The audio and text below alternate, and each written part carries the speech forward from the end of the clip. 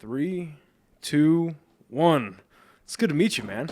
It's good to meet you too. And I want to say right off the bat, I appreciate and I'm very thankful for your patience in getting this scheduled. Of course, man. Because life happens. Yeah. And Happens to all of us. So I'm happy to have you in here. Incredible performer, absolutely talented musician. If you guys have not seen this man live, you are missing out like no other. Thanks, His man. live shows are fantastic. That Inside Out show was great. Shame the rain happened, but but great show nonetheless. Sorry, Slums of Harvard. If you're listening, sorry guys.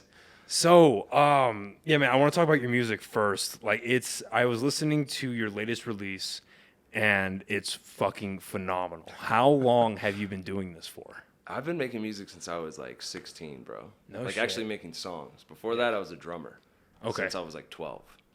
So I've been beating on stuff since I was a kid. And I think that's what got me like the rhythm. Mm-hmm. And then my brother was always into like hard rock and all these different music genres. He was kind of a good kid. I was more of like a bad kid. So naturally, like hip hop was more relative to me. Okay. So I kind of went down this other path where I had like rock influences and punk rock, but really hip hop was what kind of led my path musically. Okay, and it's interesting you bring up the more of the rock influences, because I was also listening to another one of your EPs that I loved, The Inverno. Okay, yeah. And which is the winter in Italian. Okay. Inverno means winter. And I'm Okay. Italian. And I can see a lot of the rock, and I can also see like a lot of like, how do you even describe it? It's not like electronic. It's like Synthy. like darker synth, like mixed together, and it's phenomenal. Thanks, bro. So before we get to your like most recent release, where did that come from? Like, what was the process in creating that? That album or Yeah, that EP? The Inverno, yeah. Most of it was produced by my producer and one of my good colleagues, Knowledge 2K5, who was once like a signed artist. Now he does more artist management, production. And there was a couple other producers on there. Kinfolk John, shout out to him. He's out in Cali. If you know Lil Xan, the artist Lil Xan with the face tats. Yeah. So Kinfolk John is like one of his main producers, his touring DJ. He's Oh, from wow. Taos. No way. We go way back. So that was the first song of that album, which was Die in Vogue, was produced by him. But I guess to answer your question, really it was just these collection of beats that I had and songs that I sort of just started putting together in a row. I was like, I kind of like how this all goes together. And I just capped it at 6 songs. Right. So it wasn't like some super grand like wizardry, like it was just more like, this shit sounds good together. I like this as a solo little project, Well, it came out like grand wizardry. So Thanks, man. Yeah, knocked it out of the park. Where did because you have, looking through all your stuff and listening to it, you have like this, it's like almost like emotional intelligence for music. Like the flow is on point. Like I think one thing that a lot of, whether it's rock, country, hip hop, whatever genre, I think something is, in my opinion anyway, even in the age of streaming, albums are meant to be listened to from front to back. And just like my big thing is movies. So like I always tell my friends, like whatever you're seeing on camera, that's intentional. The director meant that to be there. Mm-hmm. The screenwriters meant that to be said, with some giving back for improv, but like it's all intentional. Right. And I think that the way an album flows, a way the songs are charted together is super important. Mm-hmm. And it's very underrated nowadays, I think. It is. Even some of my favorite bands that have put out albums this year, I'm like, it's like these are great songs by themselves. Yeah. Together, I'm getting whiplash. Yeah. Wow. Yeah. So what's your your thought process when you go into that? I mean, yeah, that's part of the struggle right now is like it's the single era, right? Yeah. But true artists, we want to create a body of work. We don't just want to release singles. Right. Like a conveyor belt, So it's like my goal is I want to create an experience through that album, and I'm still not there yet. I'm still not a master at that yet. I want interludes and skits in between, like how albums used to be. Mm-hmm. Remember, you'd have like a whole skit, 2-minute skit randomly. That was the blueprint for all of Eminem's beginning stuff. Yes, that was the blueprint. Exactly. Like that made up for 25% of the whole album. Yeah. So I would like to get back to that, but unfortunately, if you don't have the people's attention, they're just gonna skip. The podcast is brought to you by one of our brand new sponsors, Bucked Up Nutrition. Look, it's no secret that I love going to the gym. Fitness and nutrition is a huge part of my life. And Bucked Up has partnered up with the podcast, Help support it. I cannot be more excited. This is one of my favorite pre-workouts. It's a high stimulant nootropic. I'm hitting PRs today, so I cannot wait to use this. The Banff Black by Bucked Up Nutrition. They've also got, as you can see, some awesome clothing here. With my t-shirts, I personally prefer the short logo here. Use our promo code at checkout, OKPod20, to get 20% off of awesome clothes, supplements, all their products here to include their stacks. That's OKPod20, another awesome stringer here for an additional discount at checkout. The attention span is like not there. So I feel like when you get to a certain level, when you're a Drake, when you're a whoever, Kendrick Lamar, people are more apt to listen all the way through. But when you're like an independent guy or artist or gal, whatever, it's like they just want, oh, do I like this song? Fast forward a little bit. Okay, cool, I'll save that. Next.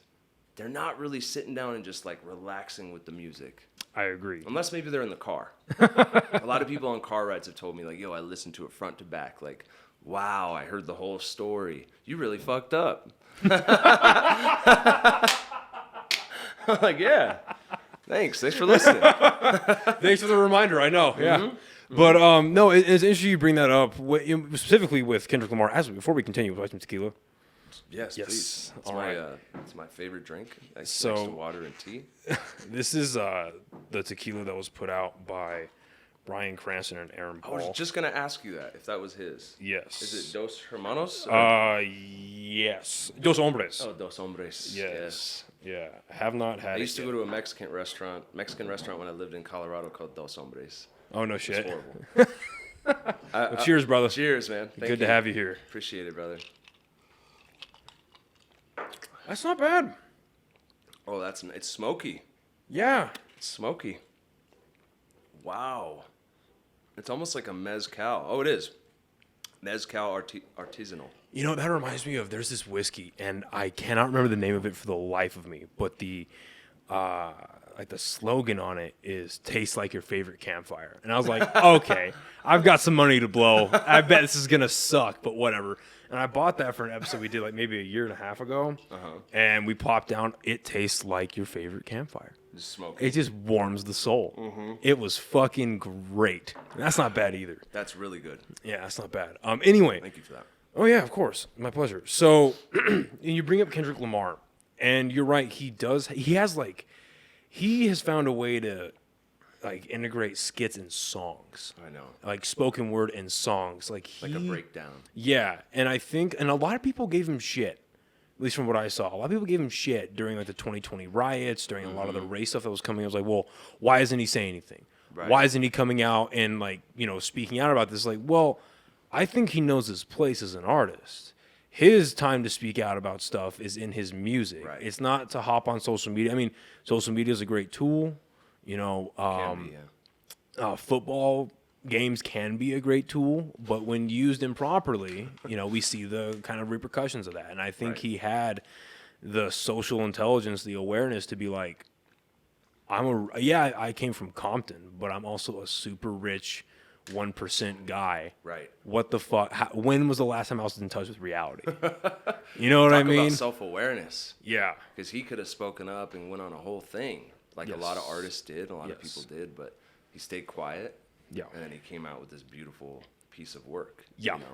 Is he one of your inspirations? Is he one of something that you kind of pull from when you're doing your songwriting, when you're doing kind of like what kind of headspace you get into when you make your music? I used to listen to Kendrick, before he was, I wish I could remember the name of the mixtape. I'm sure you guys know, you guys that are listening, but it was like his big mixtape that got him to the level before he got signed and got his major. That was right before Mad City, right? Yes, exactly. Good Kid, Mad City, right before that. So before that, and it was technically a mixtape, independent release. Oh my God, bro, I fell in love with him, dude. I was just like, this is crazy. This is the music that the world is missing. And of course, J. Cole was popping at the time. Drake was big, just starting out. This is 2011, 2012. Yeah. 2013 era. So yeah, I think Kendrick, is one of my inspirations. Drake for sure. Mm-hmm. I loved his journey. Wiz Khalifa, weirdly, like bro, I've been following Wiz Khalifa since I was in high school. Oh shit, okay. So he's a big inspiration of mine.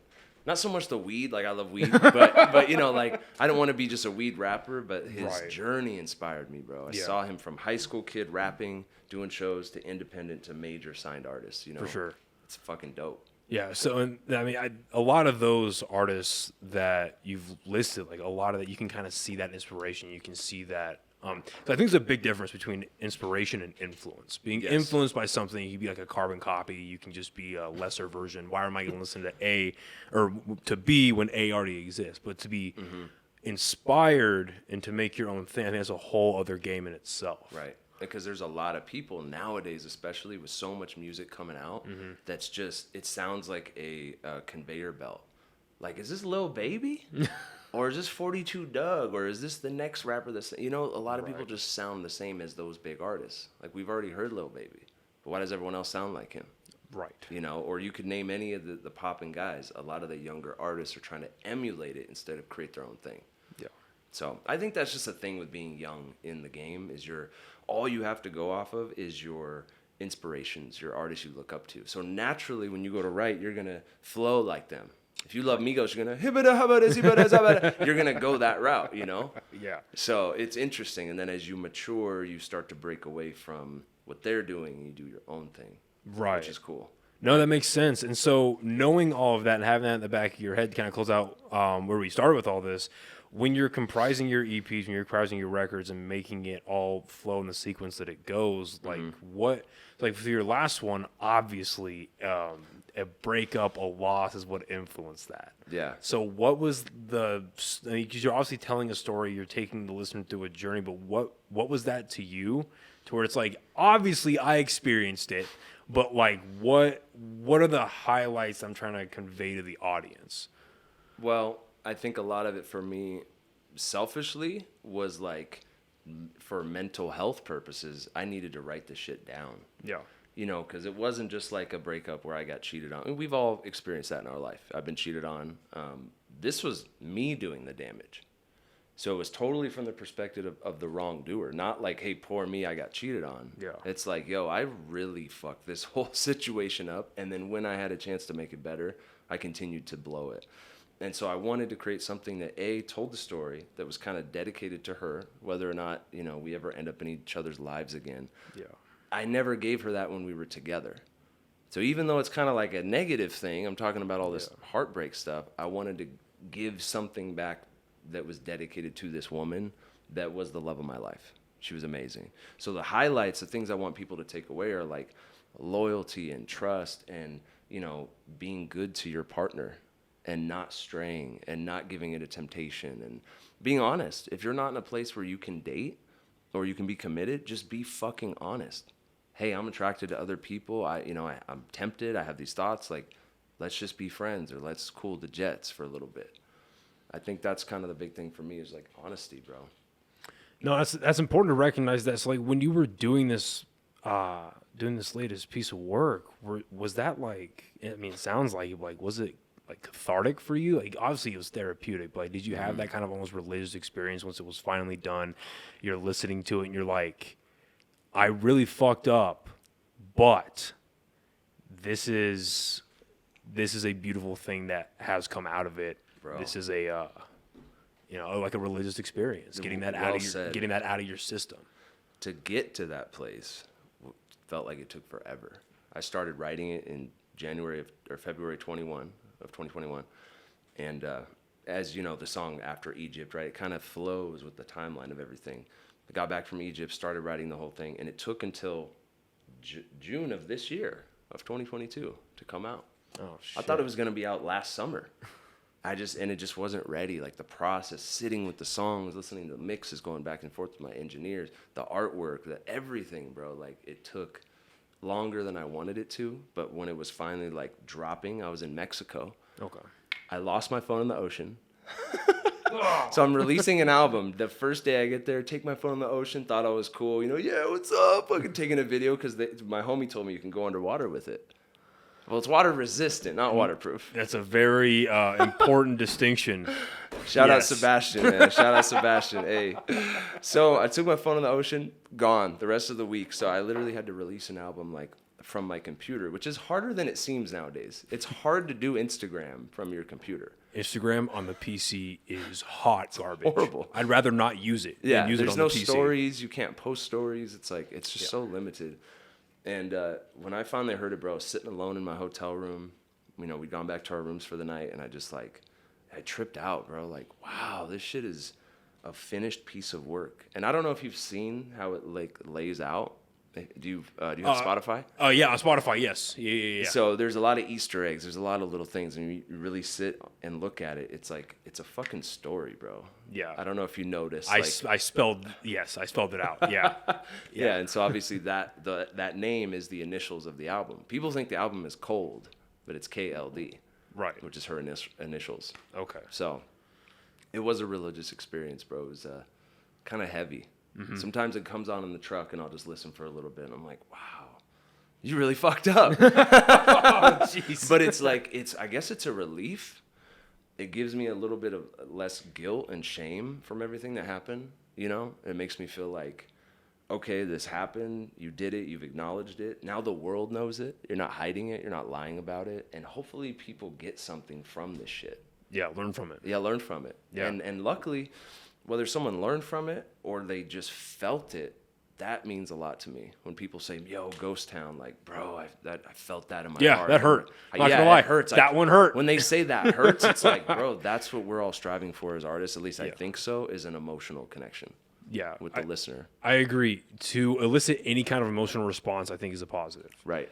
I mean, people say any press is good press, but like if you want a positive reaction and you get a negative, right?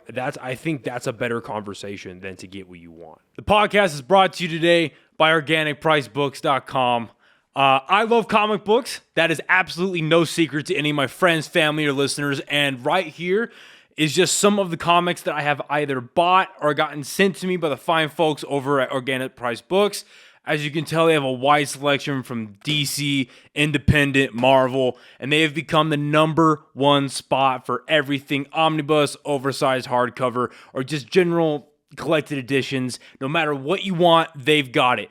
Go to their website and at checkout, use our promo code, just my name, Noah, Noah, to get additional discounts on top of what they already offer, which ranges anywhere from 30 to 50% off. OrganicPriceBooks.com, use my promo code, Noah, Noah, and start reading comics today. Right. You know what I mean? Yeah. Because I was having this conversation like maybe 2 weeks ago with a friend of mine, and she was asking about this, and I was like, yeah, like, I mean, I've caught in some shit for things that I've said, but I'd rather have a couple of people saying, hey, that's kind of fucked up. Hey, I don't agree with this. Hey, like, this isn't really, like, I don't think you're right. I'd rather have 2 or 3 of those than have, like, hundreds of, that was so correct. Yeah. That, you know, because, like, A bunch of yes men. Exactly, because at least that starts the conversation, and that starts all that. And you brought it up just now, and it's almost a theme throughout the album, the idea of temptation, the idea of a short attention span. Yeah. How much do you think that is not promoted, but caused by a huge symptom of the illness that is like social media and smartphones and I mean even like mainstream media? Mm-hmm. I think that we have a whole generation now that's, unfortunately, it's like you can't go backwards. They've grown up with all this stuff. Mm-hmm. They're so addicted to their phone. I'm addicted to my phone, but at least I'm not a Gen Z. You know, I'm a millennial, and so phones and stuff came into my world later on in life, as I'm sure yours as well. I'm not sure how old you are, but you know, I can see it when I'm working with kids how addicted they are. It's like they can't stand not being with the phone. Yeah. And I know how that feels as a business owner, as an artist. This thing is my lifeline, but I like when I just put it away. Let me just not stare at a screen for a while. You know? Yeah. You know, and it's funny you bring that up because aside from having conversations like this, meeting new people, getting closer with people that I know, one of the best parts of doing this is I'm not on my phone for anywhere between 1 to 4 hours. I know. It is so good just to like not touch. I pray that it's dead by the time we're done. Right. Because it's a sickness, man. It really is. Bro. And you find yourself, you know, sometimes just you're bored, and what are you doing? You start going into the apps. Oh, what's my mail? Oh, do I have an Instagram thing? Oh, what about Snapchat? What about TikTok? It's sick, bro. Yeah, and you know, because of some things that we were talking about beforehand, I actually had my buddy who just walked in, I had him set these time limits on my phone, and then he set the password for me, so that like after an hour and a half of fucking Facebook, Instagram, Snapchat, I deleted TikTok altogether. I think that's a fucking sickness. It's TikTok, disgusting. Yeah. It's bad. I mean, I get it as an artist. I understand it. I have Yeah. one. I promote on there. Yeah. It's an amazing platform, but it's scary what it's doing to people's minds. Yes. It's the instant gratification, no attention. Oh, I just got it in 15 seconds. Boom, that's all I need. 15 seconds. Instead of listening to a whole song. Yes. Gratification at the end. Yes. Working towards something and building towards something. Oh, well, the idea of delayed gratification is dead. I mean, gone. that is, and the only people that hold on to it are, like, again, the first half of the millennial generation and before. Yep. Like, that's the idea that waiting for something that you want, working towards something that you want, that is almost dead. And then it's only propagated, I mean, if you bring up TikTok, these people who get instantly famous. Right. Well, not instantly, but like, it takes them a couple months They go viral. to get 1 million followers, 10 million followers. They get these brand deals. They get this instant money. It's not permanent money, but it's instant money. But they sell everyone on the idea that their life is great, their life is perfect. Now they have all this money. They're viral. They're an influencer. They're an influencer, and I think it's another prop to you for this album that you put out, because you are clearly showing that not everything's okay, man. Yeah. For at least for this part of my life, nah, dude, it wasn't cool. But now I'm in a spot where I'm able to trust myself to put it out properly. Right. And I reflect. think, yes. Because I think like a lot of, especially today, like a lot of music artists, they almost feign pain. You know, they feign like, oh, my life is so bad. Oh, it's so hurtful, all of this and the other. And maybe they did go through some things. But Right. like, there's a couple of artists out there that it's so, how do I put it? It's so like the conveyor belt's a perfect analogy. It's so curated. Yes. It's so clearly like made by studio executives. Yep. It's like they're like the Marvel movies of the industry, of Yes. the music industry. Yeah. Like, you know, this Just didn't. pump out a Moonlight series. Yes. Or whatever it's called. Yeah. Like, it's just they put out these things where it's like almost scientifically speaking, people are going to like it because there's a beat here, Yep. there's a drop here, there's a chorus here, there's a bridge here, And it's we're- in this key of auto-tune that is most popular music that sounds like Lil Baby or this person or this person. yeah. That's what it is now. And that's what it feels like to me when I hear stuff. And I know, like, generationally, young people typically like stuff that the little bit older ones don't like, right? Right. I think it was the same for us when we were young. We didn't like what our older brothers or parents liked, probably. Right. Bro, some of the stuff that comes out now is just, it's lifeless. Yes. Like, I'll sit there in the car and it'll be on the major radio. I'm like, really? Really? This made it to the radio? Someone is actually sitting in the car like, yeah, this is hard. Like, what? This shit is lifeless, bro. How many times are we going to talk about perkies and fucking your chick and someone else's chick, not your own? Yes. Taking someone else's chick. Yes. Or selling drugs or guns or da-da-da. I get it. I get that world. I understand it. I do. But if that's all we're ever talking about, like, what are we doing? Yeah, and it's Where are we going with the music? well, and it's interesting because people will be okay with, and again, I think everyone's able to make what they want to make, say what they want to say. Sure. I'm Respect to every almost to a artist. fault. I'm about freedom of speech, but Yeah. then on the other hand, when we have the problems in our country that we have, you can't exactly start washing your hands afterwards, because it's Right. like, well, what are we allowing into? I would mainly say like the younger generation is growing up listening to all this stuff. I mean, the access the internet brings is insane. Insane. It used to be it's whatever your parents put on in the car. That's what you're listening to. Yeah. Whatever CD you got or little cassette track you got, Yes. that's what you're listening I had to. cassettes. Yeah, so did I. Definitely had cassettes. Yes, I had the The Walkman. I had the fucking Tarzan soundtrack on cassette by Phil Collins. Oh, I definitely had Beauty and the Beast soundtrack by Phil Collins as well. I'm pretty sure. That's amazing. Yeah, dude, it's sad because, you know, when I work with kids and stuff and I listen to what they're listening to, I'm like, they're just glorifying all of the shit that's wrong with our world. They're glorifying drugs. They're glorifying infidelity. They're glorifying, oh, that's the cutest dog I've ever seen. Don't do that. Don't do that to me right now. Oh my gosh.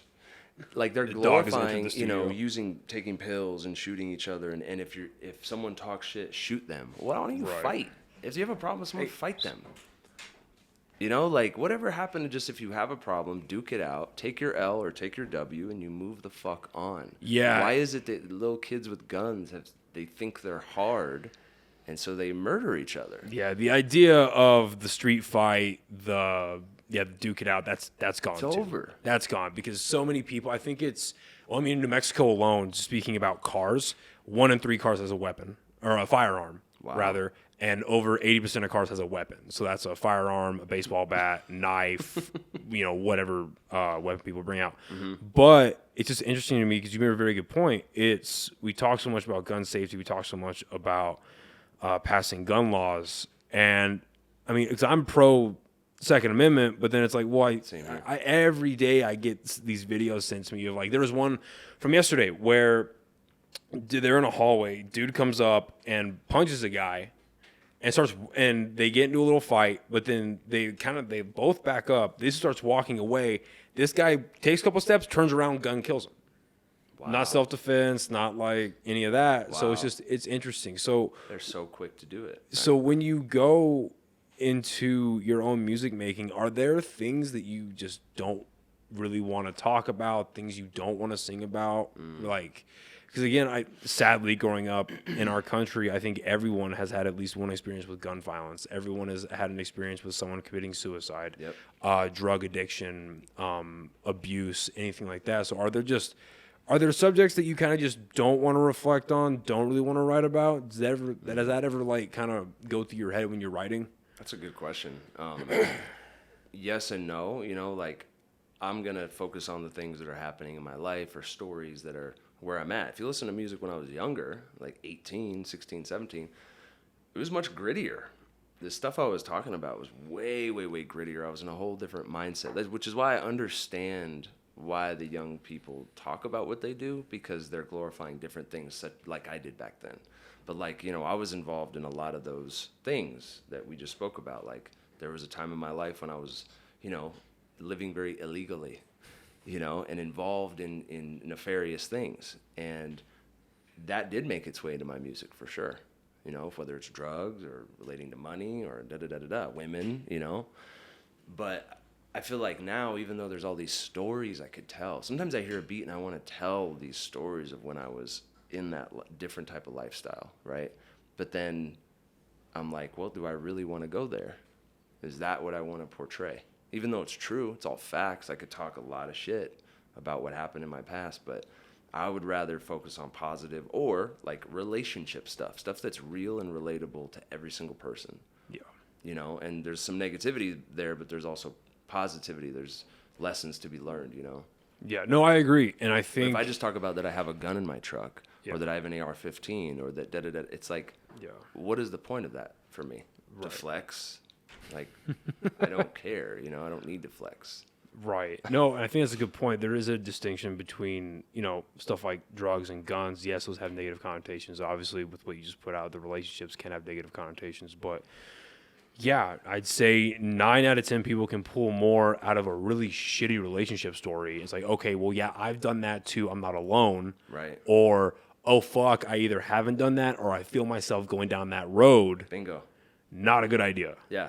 Because if I'm talking about how cool it is that I do this, and rappers talk, I got money, I drive the cool car, I pop perkies, I fucking sip lean, I fuck bitches, That sounds cool. It sounds dope on paper, right? Right, fuck bitches, get money. That shit sounds good on a dope beat. So for those of you listening, Joey has finally entered the studio. Hey, buddy. Johnny, nice to meet you. It's good to have you back.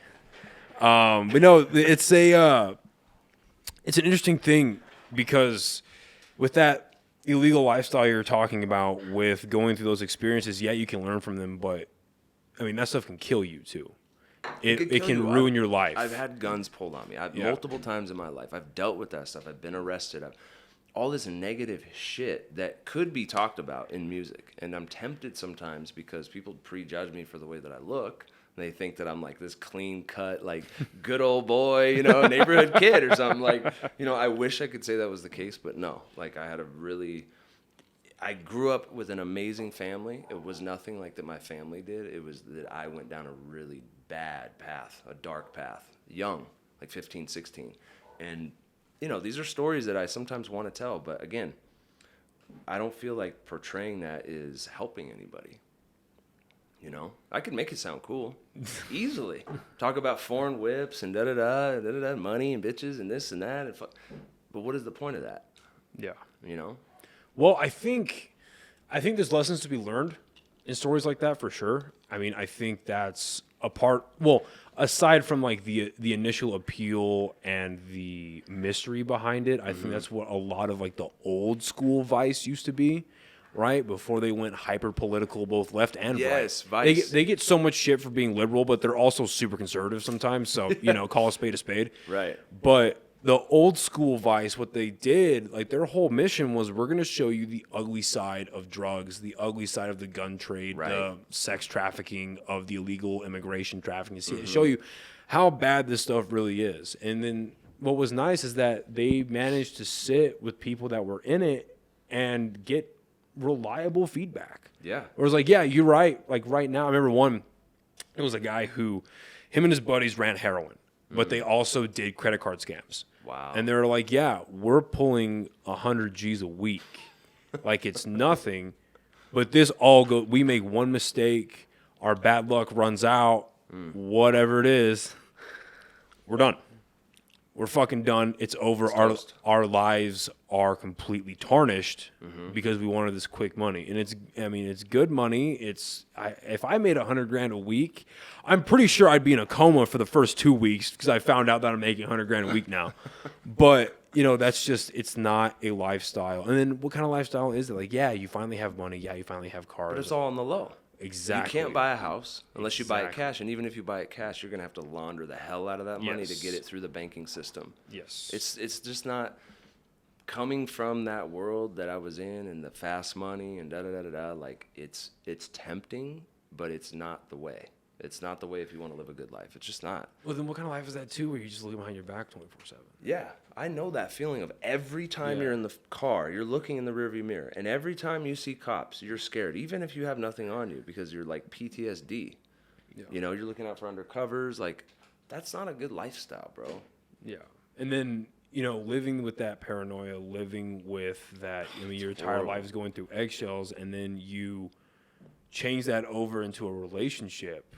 How much of that do you feel like that was like the same territory, and then like bringing that into the music? Because there's a lot of that, like not paranoia in the music, but it's like I went through, like I did some really bad shit, but it clearly had an effect on me too, because I'm actively hurting someone that I was very much in love with. So did you feel like a lot of that was kind of similar between that lifestyle and then making the mistakes that led to the music? For sure. Yeah, I think it kind of parallels in a way. I mean, it's two different worlds, of course. Yeah. But yeah, I think it does kind of translate, you know, once you get into a relationship. And I'm sure there's some negative attributes and traits from that lifestyle that, was a catalyst to me fucking up over and over. Yeah. For sure. Well, sorry. Well, and we brought up a point a little earlier that the music, as much as it could be something people relate to, people can reflect with, but it can also be a deterrent, which I think is a really great tool because of the honesty, because of the self-reflection that you put into that record. But I can't talk enough about it. I'm gonna be honest. Like, you really knocked it out of the park. Thank you, brother. Now that you're saying that, it almost makes me think like I should tell some of these tales of that other life, but from a perspective of like how to get out. Yeah. That might be a good idea. Well, now that we're talking about it. No, I think there is a lot of value to that. Yeah. Because I think there are people that look at that lifestyle that gets glorified, whether it is by the music, whether it's by TV shows, movies, and they're like, what's a couple years in prison? What's a couple fucking, you know what I mean? It's horrible. Because they've never actually experienced that. Right. And all they see is the money. All they see is like the flashy stuff about it. But then I think you just brought up a really good point, is that if you take a story and you say, hey, you know what? I could have fucking done this here. I could have done that here. And there are multiple chances that I've had to either get out, change things, whatever it was, but I did it, and now here's what ended up happening. Now, granted, this happened, but what could have happened is all of this. Yeah. And I think that gray area and that void, you don't know about that unless you've actually experienced those things. For sure. You know what I mean? Mm-hmm. And so, like I mentioned a little bit earlier, you work with kids, you're a substitute teacher. And I think that's a great thing. I think people who live their lives that are fucking cookie cutter, and I'm not advocating for legal activity. I'm not advocating for making mistakes, but I think a part of being a well-rounded individual is being jagged at every edge, right? Without being a sociopath, without being a psychopath, without being a fucking asshole. Sure. But the ability to make mistakes of varying degrees, but then learn from them is invaluable, no matter what business you're in, no matter what endeavor you're going into. So like, how old, like what age ranges do you work with? In school? Yeah. Anywhere from middle school to high school. Oh, wow. Okay. Yeah, I'm too scared to work with elementary school. I feel like I'm not, I'm scared I'll like mess something up, or cuss, I accidentally cuss a lot. So new core memory unlocked. Yeah. You do the one thing that the kid talks about in therapy 15 years later. Yeah, exactly. I'm like, dude, I don't need to go down that road, But I think, you are interacting with people at the most influential level. The most influential part of their lives, the most formative part of their lives. Yeah.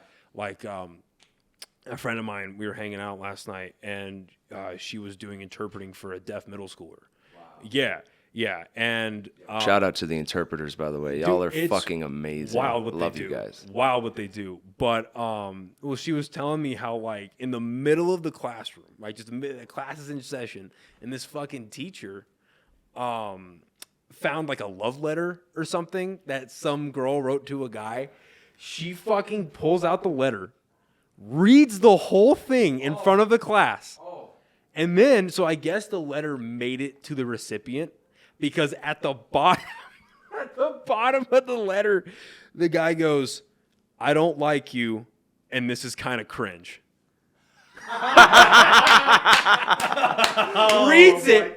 Reads it out for the entire class, reads the response, and I'm like wide-eyed hearing this story, right? And I'm like, oh, that poor girl is going to be in therapy for this. Oh, poor thing. Poor thing. But in all seriousness, that's a fucked up story. But in all seriousness, like being able to work with those kids at that point and having the experiences you've had, both positive and negative, right? Because you've had, obviously, because of the success you've had so far, you've had a lot of positive experiences. Being able to bring that and hand pieces of that off to these kids, I think is fucking invaluable. I think that's invaluable. It feels amazing because, like, not every day. Some days you leave there feeling a little underappreciated, or like they get used to you being there or whatever. But like, you can feel it when someone is like making a breakthrough with something. Whether it's we're playing sports and they just don't know how to do it right, or we're doing like weightlifting today, right? I've been doing PE this whole week, weightlifting every day, every morning. And this is by choice. It's not because I have to be there. It's because I want to be there, which makes it that much better. Yeah. I'm there stoked. What's up, guys? Like, I'm on a whole other level of energy than their teachers, because the teachers are probably burnt out. Yeah. And it's like, bro, when you can help a kid, fix their form with working out. They don't have that mentor. They don't have somebody at home. They, maybe don't have a father figure or something like that. Or encourage them. Hey, man, like, stand up a little straighter. Like, 'cause they'll ask you, hey, how do I ask a girl to homecoming? What a cool question for a kid to ask you, right? Yeah. And it's like, well, hey, bro, let me help you out. Like, let me kind of show you how to become a man, That is fucking amazing. And then with girls, they often ask relationship advice. Hey, I'm talking to this boy, and he's da-da-da, he's kind of a douchebag. And she'll explain all these things. And me as a wiser, older person, it says, sweetheart, these are red flags. All of these things are reasons why you should absolutely cut it off today. I know, but it's so hard. I'm like, I know it's hard, but you gotta see these things while you're young, that this is the type of person you're not gonna want to be with for the rest of your life. I promise you. So what got you into working with kids, being a substitute teacher eventually? Because you obviously have a strong passion for it. What got you into it? I come from a long line of teachers, so maybe it's just inside of me. Like, my brother's a teacher at Del Norte. Shout out Jeremy. He's also a songwriter. He's got credits on a lot of my music. My mom was a teacher. My grandma was a teacher.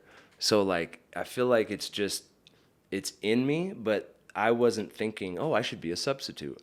I was like doing really well in corporate America, like traveling the country every single week doing these events for real estate, right? And my brother and my mom were like, because I would come here in between events, Monday, Tuesday, Wednesday. I'd fly out Thursday, come back on Monday. And my brother kept telling me, like, hey, like, APS really needs substitutes. Like, would you ever be open to that? And at first I was like, bro, like, substitute, bro? I was like, do you know what I do for a living? Like, homie, like, no. And not in an arrogant way, just like, dude, my time is way better spent doing this thing and resting on those days. But I started to give it some thought, and I was like, this is actually, I've never really told anybody this.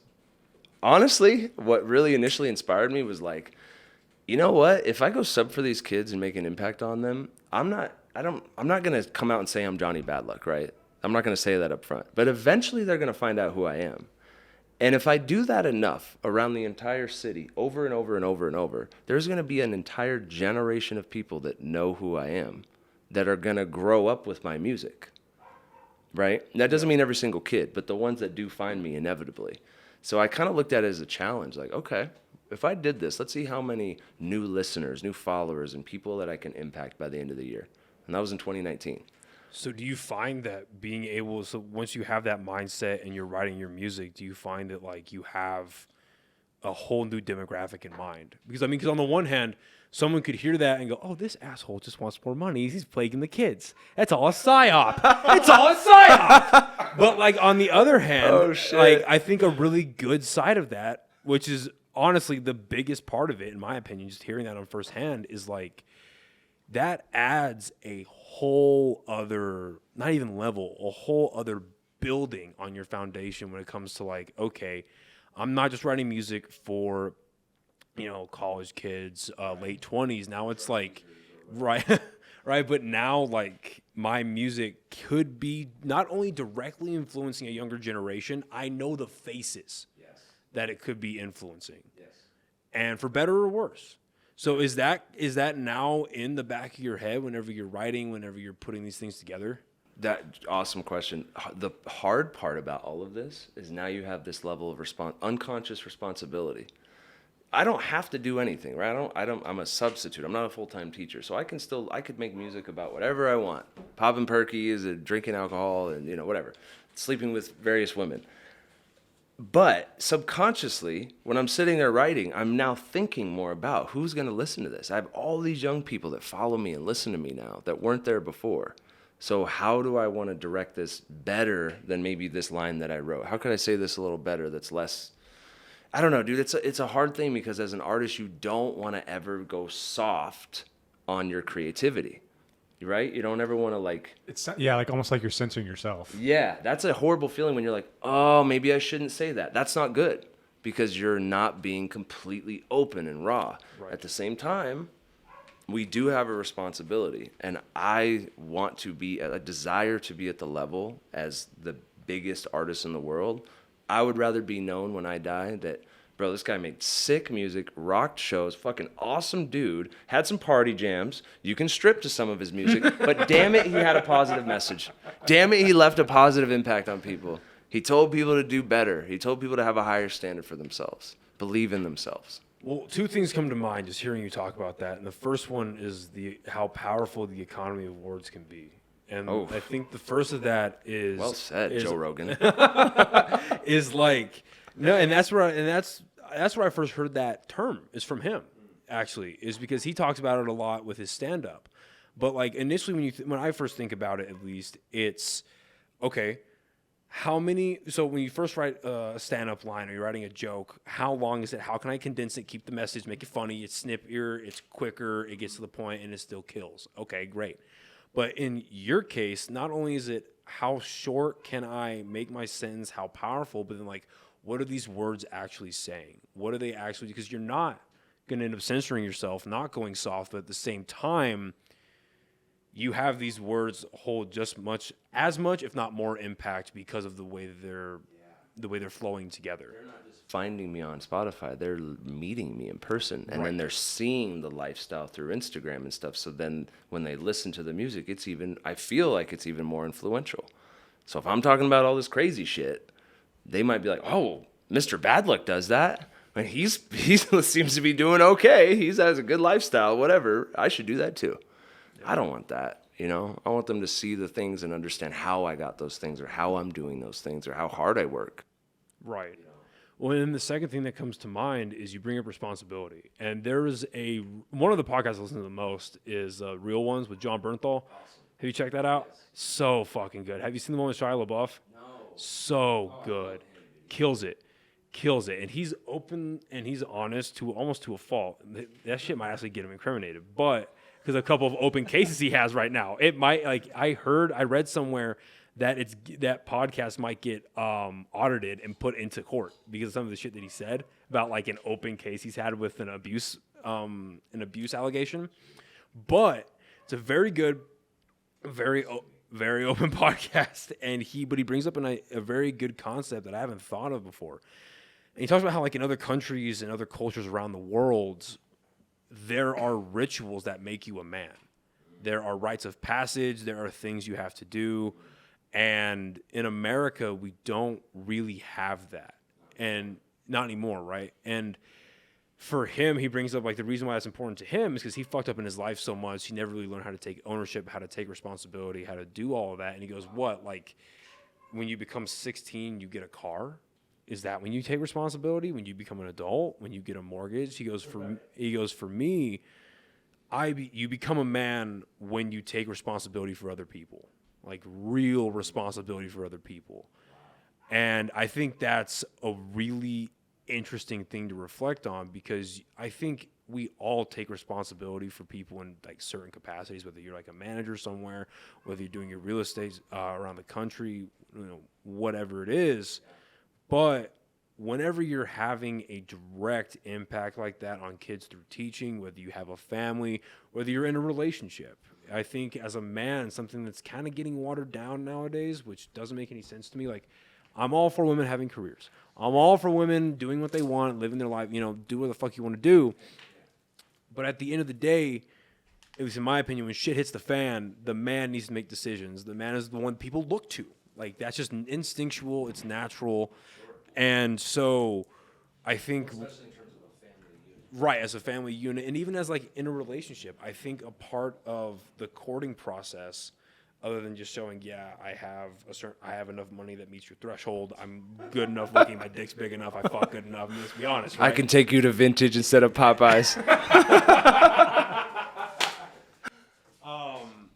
So, there is a bit of that. What are you doing, you little crackhead? Go upstairs, go. Hey, you can't be in here, you cute little fluff ball. Okay, anyway. I'll grab her. So I think, like, a big part of it is in that courting process, you're showing this person that you're able to take responsibility, right? Not only, like, for them and, like, taking them out or, like, paying for your own life, but, like, for your own life. You've got your shit together. Yes. Yeah. Do you feel like that's even after, starting with the substitute teaching, after the relationship happened, after this record came out, do you feel like responsibilities become, like, a big tenet in your life, like, through all these experiences? I think I feel it now more than ever. I mean, I don't know what it is when you're young where you think, like, once you get older to a certain age or income level or things or whatever, that, like, everything's better somehow. Like, that it's all figured out, no more stress, your fucking things are just great. No, that's not actually how the shit works. This is not actually how it works. Things do improve in your life. Hopefully you've made moves where your stresses at 22 are not there at 32, right? Or 30 or 28, right? Certain bills. Remember what it's like to just really struggle? You guys know the feeling when you're broke college kids, post-college. Like, we all know what it's like to really struggle and eat ramen and miss a bill payment and get your light shut off or miss, whatever. But I feel like, as I get older, the responsibility is kind of heavy. I feel it heavy on my shoulders now instead of, like, lighter. Even though certain aspects of my life have become way better, awesome, because I've worked hard, the freaking responsibility is gnarly.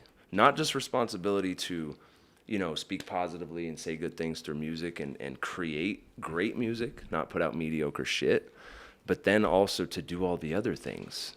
to network the right way, to do the Instagram stuff, to do TikTok, and all these things. That's responsibility as an artist.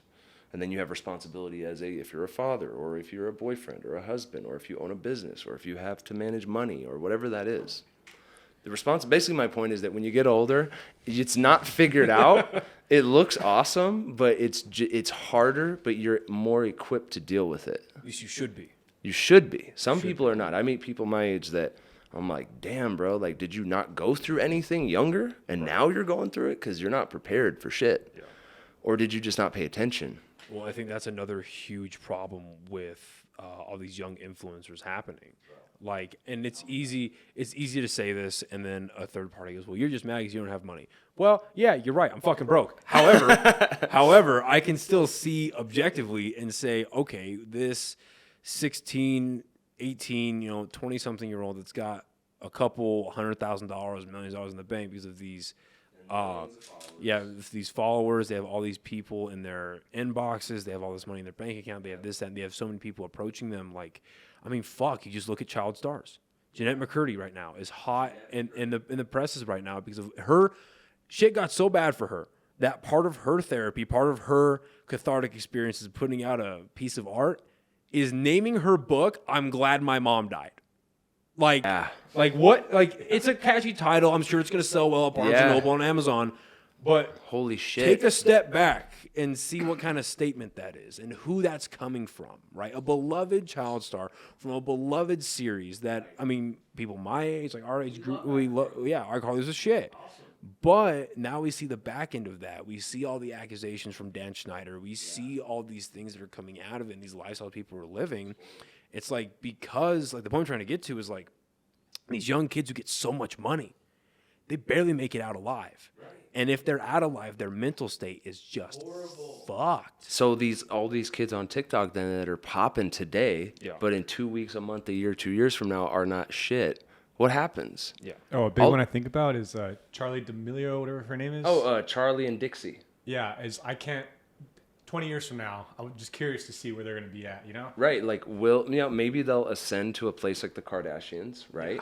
Yeah. I think they have enough brand ability where they could, but all of these young influencers and stuff, most of them aren't that talented at anything. Yes, that is so fucking true. I am not trying to be an asshole, and believe me, some of them are amazing. Some of them are great dancers, singers, artists.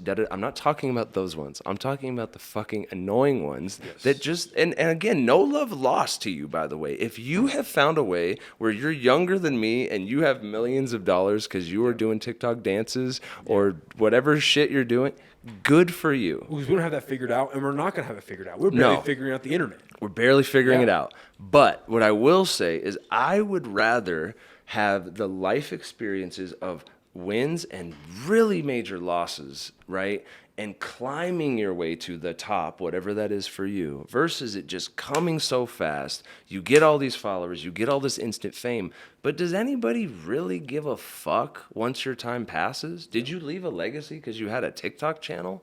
Yeah. Does anybody really care in 10 more years? Maybe for certain people that have like classic content, but for the kids that are just pushing out kind of bullshit that's hot today and gone tomorrow, where does that person go in 20 years, like you said? Well, I think a big example of someone who did that right are the Paul brothers. You can shit on them all you want, but they invested, they learned, they took the money and Vine to fucking World Championship Boxing. Dude. Exactly. Championship boxing, and one of them, Logan's a WWE superstar. Yeah. That's no joke. Like WWE is like what?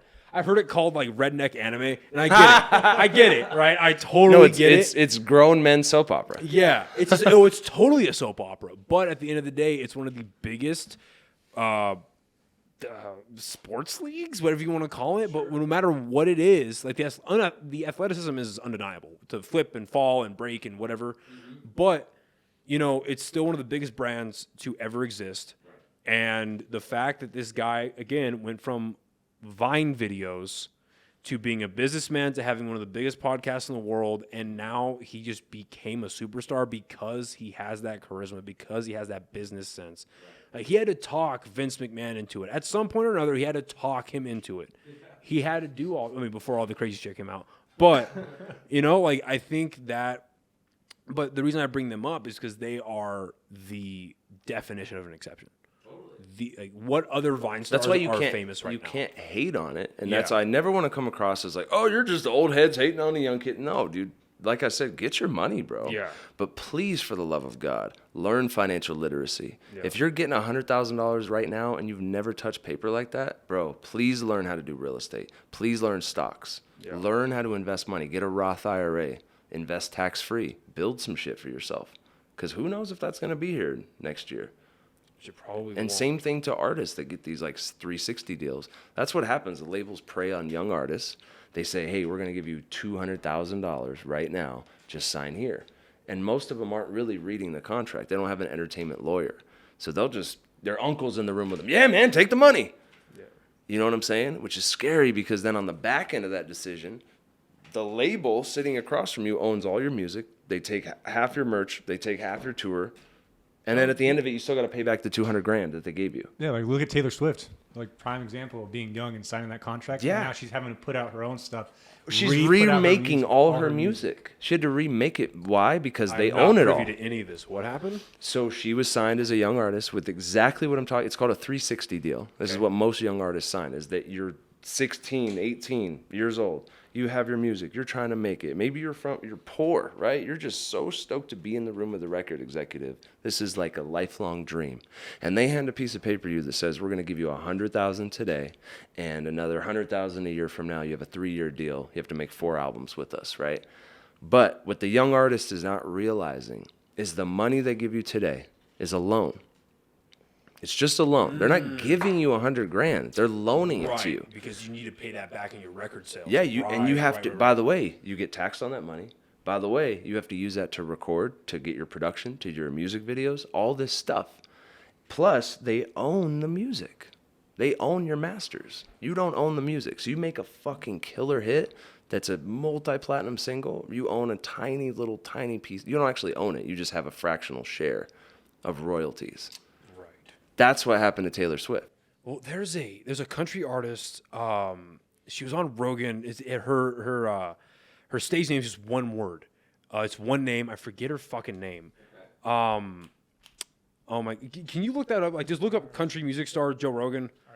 Yeah, thanks. So I forget her name, and I know it's not Cher, but Cher is coming to mind for some reason. But what happened is she started out working in bars, like kind of like coming up, and she got the record deal, and they offered her like the couple $100,000, and she was like, no, I want like 70 grand. Just give me like it was like 40 or 70 grand. Just give me that, so I have enough to. This is back in like 1970, I think. Oh, okay. Which Like that's 1980. about 120 grand Yeah. today. So it's like, give me enough money just so I can so I can live. Like, I want enough money to have an apartment, put up my mom, have enough money to eat food and just have my car, but just let me live and I'll make my record. And so like, okay, and what they did is they only forced her to do like one album. And then it was a crazy Jewel. That's who it was. Jewel. No shit. Jewel. She only took like 40 or 70 grand. And then Not in the 70s. There's no way that was the 70s. Okay, yeah, maybe not. Maybe the 90s. Yeah. She's not that much older than we are. She's like 10 years older. But she took that money and then they were like, okay, we're not really gonna like believe too much in her because we're not losing a lot of money. Yeah, see, there we go. Turned out $100 million deal, and she was 100 million. So she 1 turned it million. down. 1 million. 1 million, but she turned it down. She was homeless. And she was homeless. Yeah, she only took like 40 or 70,000, and then they were like, okay, well, we're not losing a lot of money if she fucks up, so we're just gonna go ahead and not really give a fuck. And she ends up making a like bananas amount of money off the record, and she got most of it. She retained ownership. Exactly. Like, see if there's any highlights about like where people replayed it on the play bar where they're talking about it. But yeah, Most young people don't know that. They're not savvy enough to even come with that kind of rebuttal. Yeah. They're just going to see the number on paper and say, oh, fuck, yeah, I'm rich now. I'm going to go buy a fucking Benz or whatever Yeah. that you have to pay back anyways. So that's amazing for her that she had that kind of insight and savviness so young, before the internet was even popular. Right. That's amazing. Yeah, it's insane to me. That's unreal. But that right there is the problem with right now, is that everyone wants a deal, everyone wants to get the big money, and when it comes to you, these artists get screwed. And so I feel grateful that, even though there's a part of me that wishes I would have popped off at 19 years old and gone on tour and do all that, I feel like had I gotten the offer, I would have totally taken it. I would have been just so stupid. Well, I think that anyone that gets posed with the question, what would you do with would you take $1 million? What would you do with $1 million? I don't think anyone who's never seen $1 million could ever accurately answer that question, because you have your morals, you have your values, your ethics. But you've never touched money like that. Yeah, until the Pulp Fiction briefcase opens up and you're looking at a couple $1 million. Like, that's literally life, generation changing if you're smart. A lot of people, right, at even 100, 200K could be like, oh my God, I could change my whole family, in their eye, even though that's not a lot of money in the world of money. In the world of money, a couple $100,000 ain't shit. You're not going to retire on that, right? Not even $1 million. If you're retired if you had $1 million today. You can't, no, unless you invest it properly, unless you do things, I'm sure. Correct. But if you just had $1 million in a bank account and you siphon that off for the next 10 years, oh, cool, you have $100,000 a year for 10 years. Yeah, you're fucked. You're fucked. You really need like tens of millions to retire comfortably, or cash flow somehow. Anyways, that's a different story for right. No, I mean, having that financial literacy is super important. I don't know dick about it, but I'll help you, bro. But yeah, I'd love to. I'm still, I'm saying all this because I've learned from people who are far richer and far wealthier than I am. I've just learned what they do, and I wish I would have done more younger. But now I'm trying to impart that on younger people. So, kind of branching off of that idea, how important has been having mentors, having these people who have learned more than you? How much of it? Because everyone talks about that. Find a mentor. I know.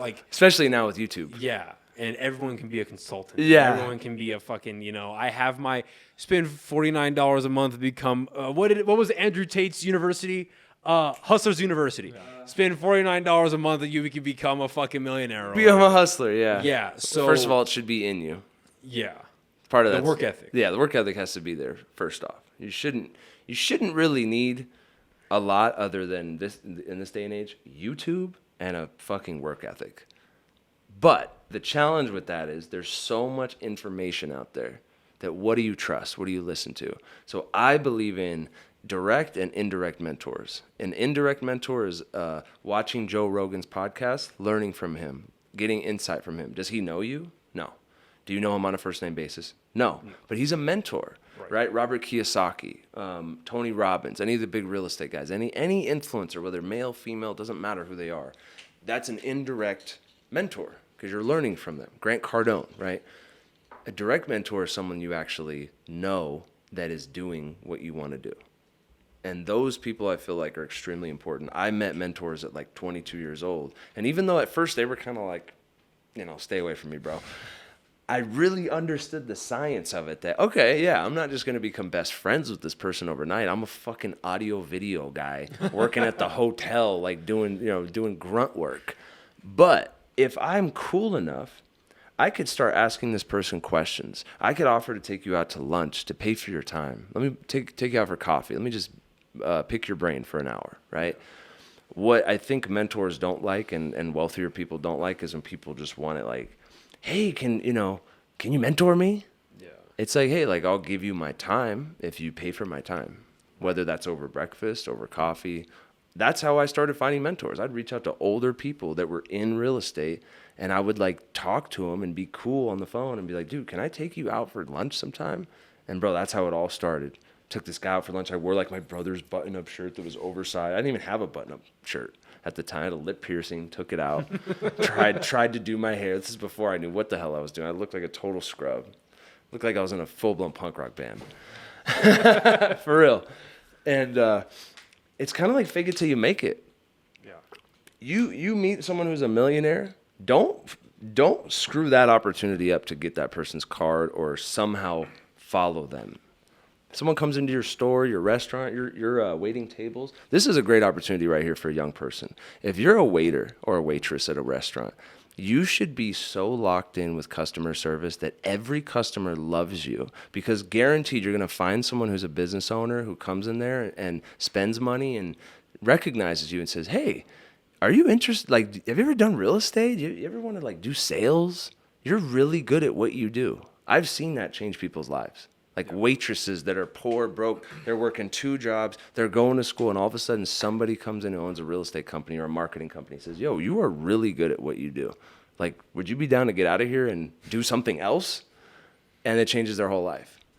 So I think that like that's a big thing for young people is whatever your job is, even if you work at fucking Taco Bell, God bless you, be the best damn Taco Bell worker that's ever existed. Like, if you just worked the fries or whatever, or you worked the taco shells, bro, be so good at it that you become the manager. And then maybe you end up being the CEO, or maybe you end up buying a Taco Bell someday. Or you get good with the owner who owns 3 Taco Bells. And now he gives you game on how you can do it. You know what I'm saying? No, I think it's super important. And I think the takeaway to get back on track was like, it's not always easy to find a mentor because they're elusive. They're busy. They're wealthy. They don't just want to give you their time. they're in their position for a reason. Yeah, but if you play your cards right in every other aspect of your life and you meet people, you're at the gym, smile at people, hey, how's it going? You never know who you meet. And that one person can change your life. That has happened to me over and over in my life. I mean, just as a very immediate example of that, going to the gym that I go to, I met the owner. We became very good friends. And then that's how I met Nick from the Slums, the drummer. That's how I met him. That's how I met Simon Terra. And then now we're here. So, yeah, I think networking is a very undervalued component because there's this stupid fucking idea that's being perpetuated on social media where it's like, it's all self-made. It's all, I did it by myself. I did this. And like, no, it's all bullshit. It's all a lie. It's all a lie. And so not only for everything you just said, like networking is super important. That's a skill that I've had to learn. It's a skill that I've had to nurture. I'm still not fantastic at it, but I still got to like build that up. But like I worked in restaurants from like 2011 to 2017. And he was terrible at it every time. No, I was fucking Fucking great. worst server ever. And being a server like that was very antisocial, especially at that time and when I left. But like it laid a and did not open me up by any means, except for when I was like hammered on shift. I was very happy, very friendly. I did a social experiment myself. I was like, all right, I'm gonna show up sober and see how much money I make on the same night, right? So weeks apart. Friday was our busiest night. I would clear out about 120-ish, 130. Like, all right, great. That's a good Friday night. That's great. The next Friday, I was a little bit buzzed. I walked out with like 260. And I was like, same crowd, same foot traffic. I'm like, oh, I just smiled. Okay. Yeah. Great. Good to know. Yeah, bro. So, and it by no means like made me a social person, but it definitely like I look back on that and that laid the foundation of like, okay, this is how I interacted with people. Because what I banked off of was like, again, very introverted, very not social. But what I really banked on was like, I knew what you wanted. I got it to you fast, and I left you alone. Because, like, for me as a patron in a restaurant, do I like good customer service? Yes. Do I like a friendly person? Yes. You want them to be attentive. Be attentive. Not annoying. Exactly. Or it's like, well, how you doing? Like, every 5 minutes, like, I'm real fucking great. You know what I mean? Like come the fuck on, dude. Like, thank you for your help. But you've topped off my water 5 times. I've peed 3. Like, I think we're good. We're straight. Yeah. But I think having, and then doing those, like I don't think any job is like lower or any jobs like there's grunt work for sure. There's no like lower job like being able to get in and do the entry level, doing that grunt work, whether it's being a server, being a fry cook, whatever that's going to be for you. Having that life experience of being at the bottom is super important. And people, I think a lot of people just look to the top way too much. And to perpetuate that further is this TikTok and Instagram world we live in. You're 16, you just got a job at McDonald's. That job sucks, right? It sucks doing fries and your back hurts, you stink, you're making nothing per hour. I mean, nowadays they make decent money per hour, things have changed, but it's like you have to like understand though as a young person that when you're on your phone, when you go home that night and you're looking at this kid who's doing TikTok dances, making millions of dollars and looks like everything's all together, that is like horrible for this kid's brain who's working his ass off. Because he thinks, yo, why the fuck am I doing this when I could be doing this? Even though this is not really real. It's not real for most people. Yeah. Doesn't mean you shouldn't do it. It just means don't abandon the hard work. The hard work leads you to greater things. We actually, sorry, I'm going to interrupt you, but we actually had this discussion at the station. We were like, why is recruiting so bad right now? And I was like, that's why. Because a kid looks at our job where they're like, hey, go to an academy and get your ass kicked for 6 months where you get paid fucking like $9 an hour. Right. And bust your ass. Or they're like, why would I do that when I go to McDonald's or Chick-fil-A and make 15 or 16 bucks an hour? Which I'm not even going to go too deep into my like thoughts on all that, but like I do believe that it's a bit ridiculous what even minimum wage is because it's incentivizing people to stay at the bottom. Yeah. I do believe because inflation and everything that's going on, people should be paid more for sure because you have to be able to live. But I don't know.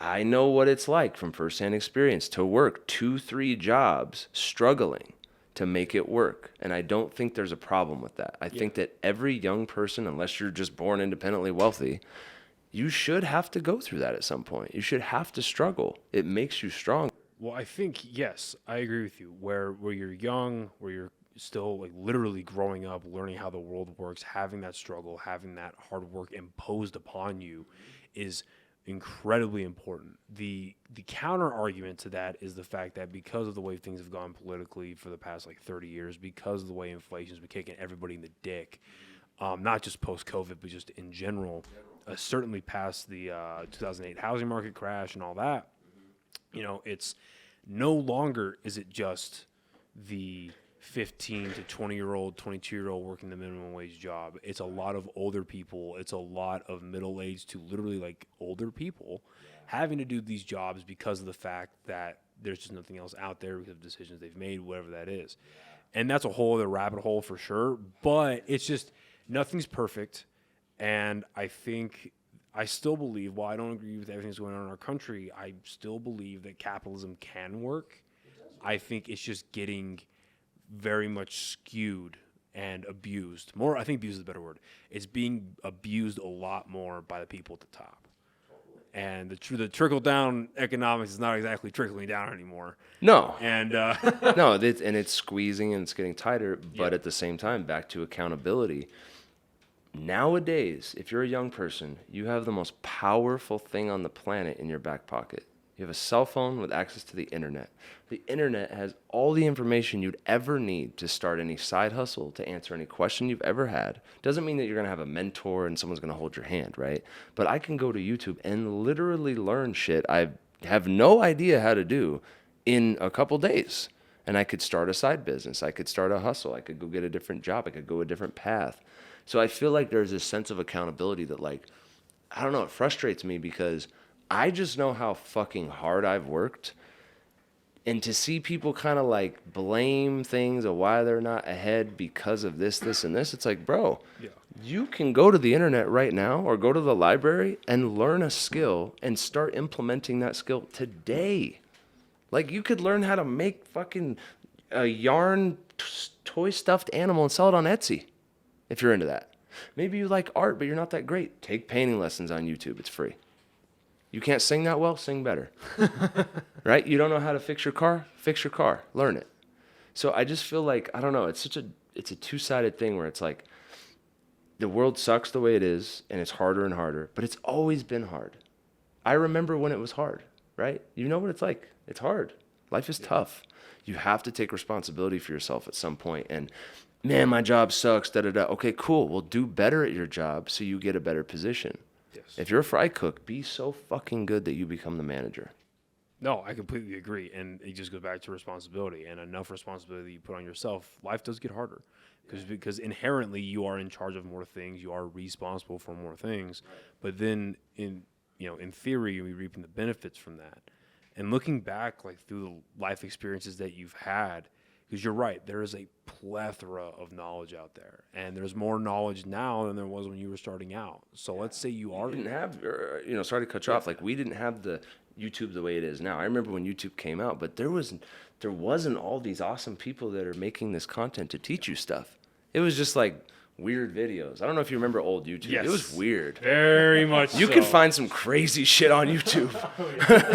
It wasn't. Now it's like so user friendly, and just anything you want to know, it's there. Yeah.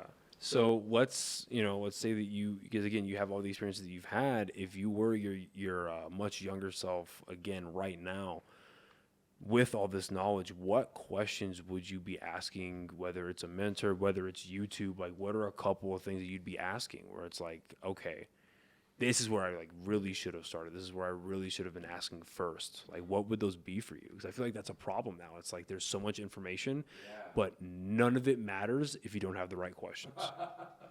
It's so true. It's so true. There's such an overabundance of information that it's just beautiful. It's great. But that is the challenge. That's the dichotomy, is that it's confusing. Well, this chick is saying buy houses in lower market. Well, this chick's saying buy duplex. Well, this person's saying F real estate. This person's saying crypto. Well, this person says that crypto sucks. It's confusing. Yeah.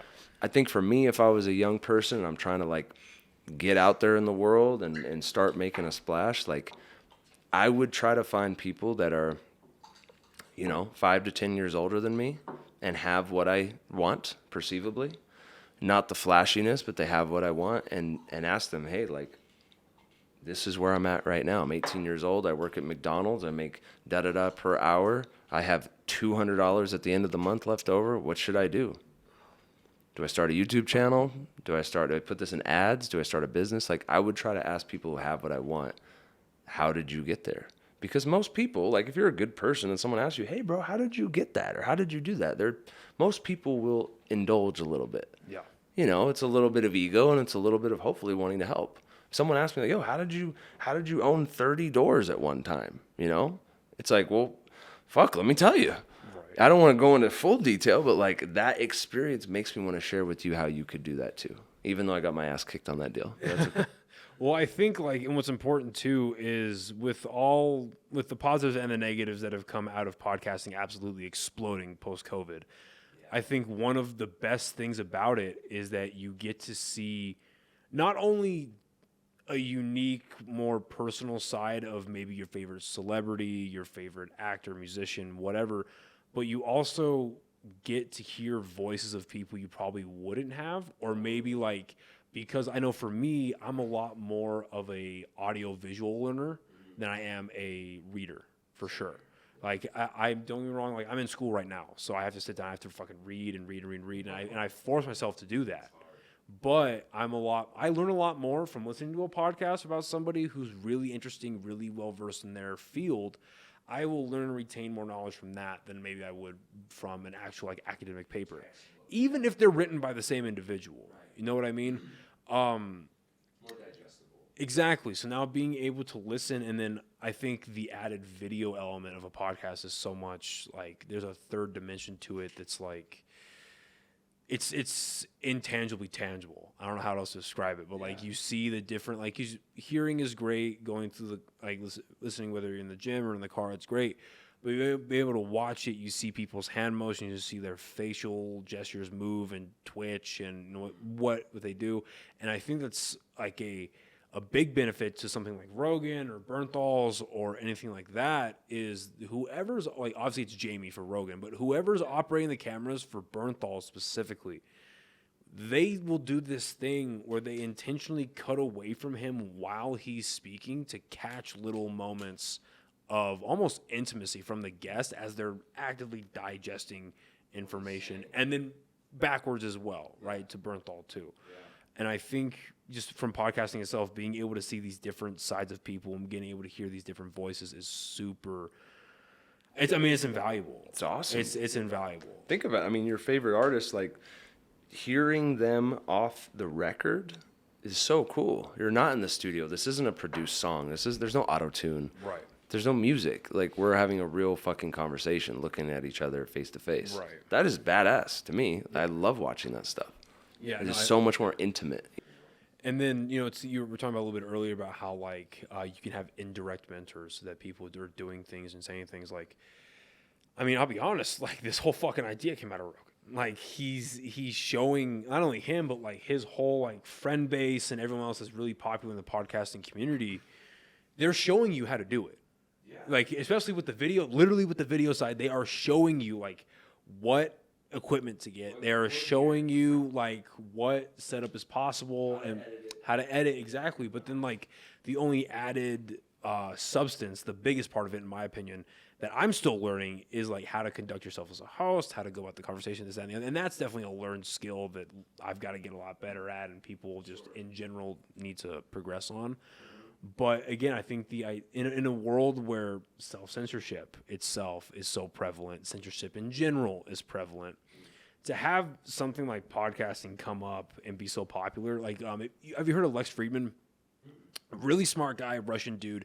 He's out of MIT and he's a robotics engineer, AI engineer, absolutely bonkers smart. It's insane. And he runs his own podcast, and he said it on he was on Joe Rogan or Joe Rogan was on his, but he described podcasting as pirate radio. And I think that's like the perfect way to put it. I think it's the perfect way to put it. And it's like with very few exceptions, because even like some of my shit's got taken down off of YouTube, which I was shocked about. Fucking shocked. Right? But I just think it's interesting that in a world of so much censorship, this is popular. Yeah. And I mean, it's interesting. I think it's obvious, but it's like the fact that it's so prevalent, that it's so still out there is fascinating to me.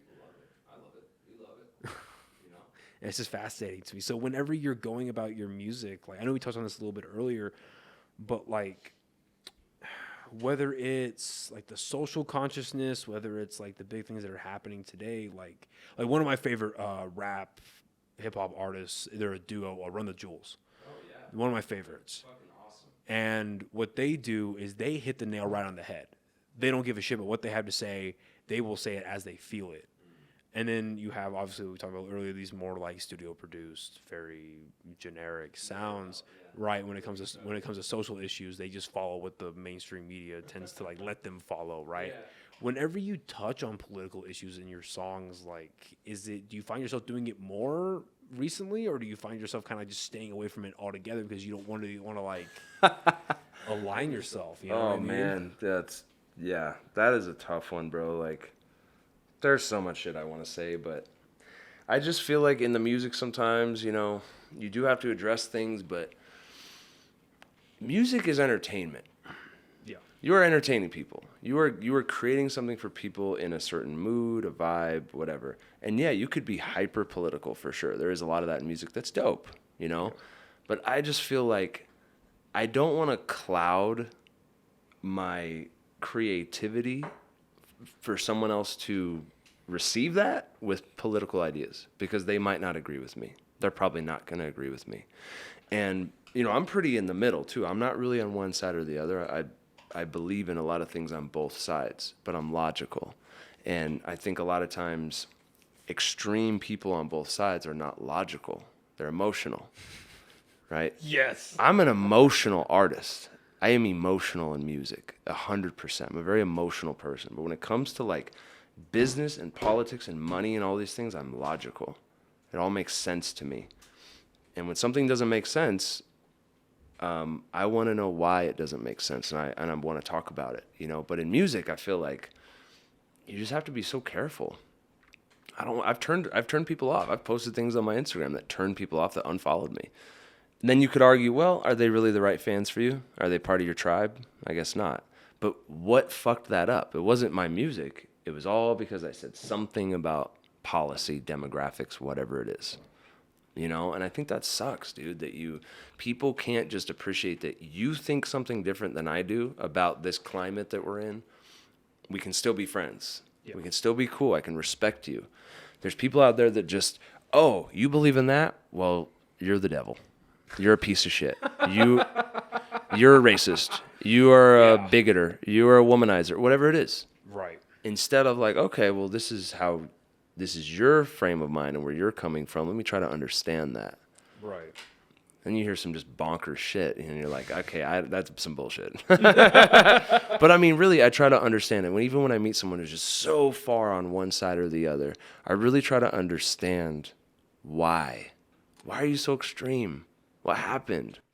Well, I think a lot of it is the virability of the extremes of the right wing and the left wing. I mean, God, not even post-COVID, but in a post-Trump world, like with everything being, especially in hindsight, when if you were to look at, because a lot of people still ask, how did he become president? How did we let this happen?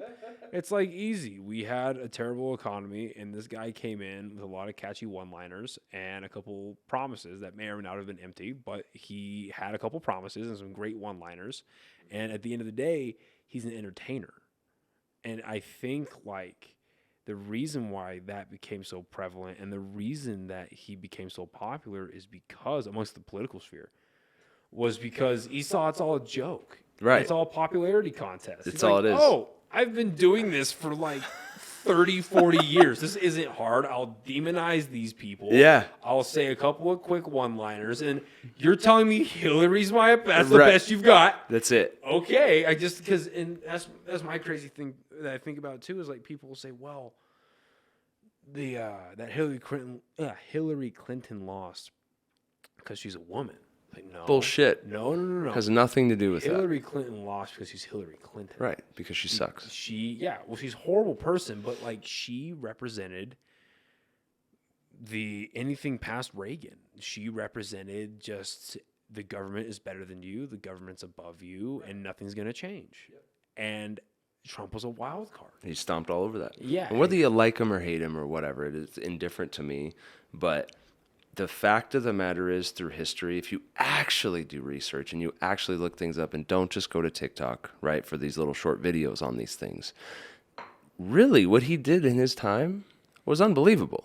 Yeah. He fixed a lot of things that were already really fucked up and had us heading in a very great direction overall. Now, there are some issues in there, of course, along the way. As there will always be. There will always be that I don't agree with and I don't think are good and I think he could have handled different. I get it, but every president does that. But you have to look at the overall frame of our country, where we were before he got out of office. Yeah. He changed a lot of things.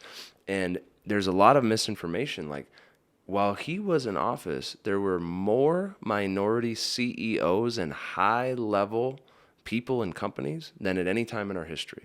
There was more loans given out to minority families, single mothers, black, white, brown, whatever, green, whatever you are. There was more of that given out during his time than any time ever in history. Right. You know, some of the people on his board of advisors are of color, of different races, creeds, religions, da-da-da-da. When you start researching this stuff, you're like, oh, this dude's not a racist. He's not. He's just a fucking loudmouth. You know, he's just not good at talking, but he's good at talking at the same time. He's good at going viral, but he sucks at giving speeches. Yeah, like take away his Twitter. Yeah. Definitely take away the Twitter. But if you really do the research and you look at it, you're like, damn, so gas prices, our economy, the minorities having better, higher paying jobs and positions, female single mothers, right? Better, higher paying positions and opportunities. This all happened under his regime.